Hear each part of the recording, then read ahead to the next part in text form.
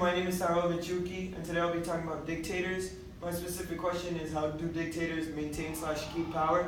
And we'll be looking at 4 dictators and how they were able to keep power through 3 specific methods. The first dictator is Adolf Hitler. He's important because he was able to keep power through the first claim, which is preying on the needs of key people. His main audience was angry Germans, specifically nationalists and army veterans, and they were mad because after World War I, they felt like they were unfairly made to pay for the war through the Treaty of Versailles, which made them pay through heavy reparations, which left the country in poverty, as well as other cuts, which like shredding their military. And this made them angry because they felt like it was unfair, and they were made to pay at a stronger amount. And the way he was able to cater to this audience was through anti-Semitic speech or hate speech. He did this slightly, and the reason why it was able to work is that the German society was already quietly anti-Semitic, and the Jews provided a perfect scapegoat for the war, as they began to do really well and reach their period of wealth as the rest of Germany entered poverty, and this is seen in the TED Talk. Views became obsession, and his bigotry and paranoid delusions led him to pin the blame on Jews. His words found resonance in a society with many anti-Semitic people. By this time, hundreds of thousands of Jews had integrated into German society, but many Germans continued to perceive them as outsiders. After World War I, Jewish success led to ungrounded accusations of subversion and war profiteering. It cannot be stressed enough that these conspiracy theories were born out of fear, anger, and bigotry, not fact. Nonetheless, Hitler found success. And this is also seen in the speech.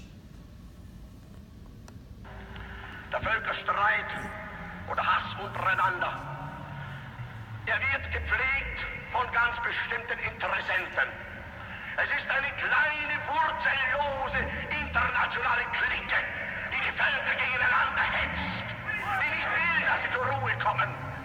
Es sind das die Menschen, die überall und nirgends zu Hause sind, die nirgends einen Boden haben, auf den sie gewachsen sind, sondern die heute in Berlin leben, morgen genauso gut in Brüssel sein können, übermorgen in Paris und dann wieder in Prag oder in Wien oder in London und die sich überall zu Hause fühlen. Es sind die einzigen, die wirklich als internationale Elemente anzusprechen sind, weil sie überall ihre Geschäfte betätigen können. Aber das Volk kann ihnen ja nicht nachfolgen.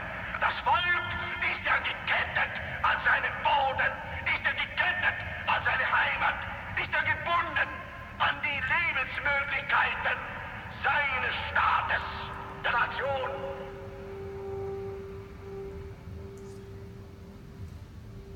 Okay, let's move on to our next dictator.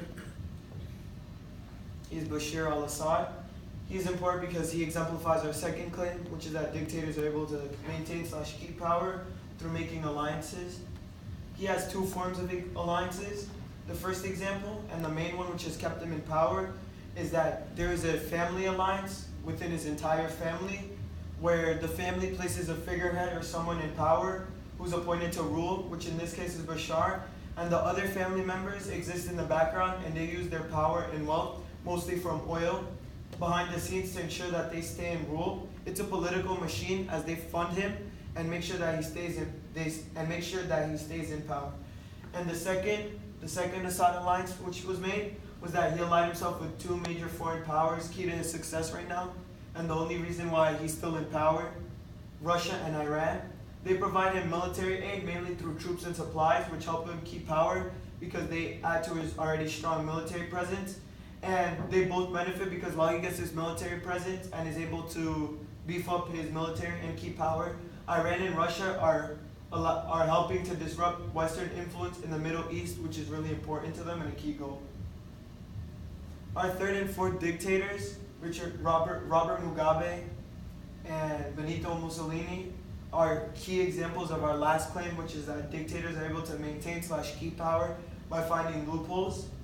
They share some similarities in the fact that they were both dictators. Both dictators started out as people who took advantage of the hurt states of their home countries to take power, use their power for the first few years to keep their people pleased with good cuts like adding on to education, and once in power, it took extreme measures to remove them. Now onto their specifics. Robert Mugabe rode his liberation from colonization movement all the way into presidential office. And from there, once he got into office, he kept the people happy by expanding the economy, among other things. Then once everyone was confident with him in power, since the country had no written or solid constitution, he consolidated all his power, combining these three things: head of state, head of government, and commander-in-chief, and changing himself from prime minister to executive president through a parliamentary vote. This meant that he gave himself powers to get rid of parliament if he didn't like them, and let him run for president unlimited times. In fact, it was so strong that in 2008, he lost an election and he still kept power, and he only left power through a military coup on November 21st, 2017, really recently. And Mussolini is also similar because he came to power at a time of political chaos in Italy, and he brought with his early rule reduced unemployment, which made the Italians very happy. But after 3 years of rule in 1925, he declared himself Il Duce, which is the dictator in Italian, and because of their loose structure in government, he was able to remove all the democratic institutions that could have taken his power away, which left him with ultimate rule. And the only way that he left power was in the casket, as he was killed by Italian nationalists near World War II's end. That is it.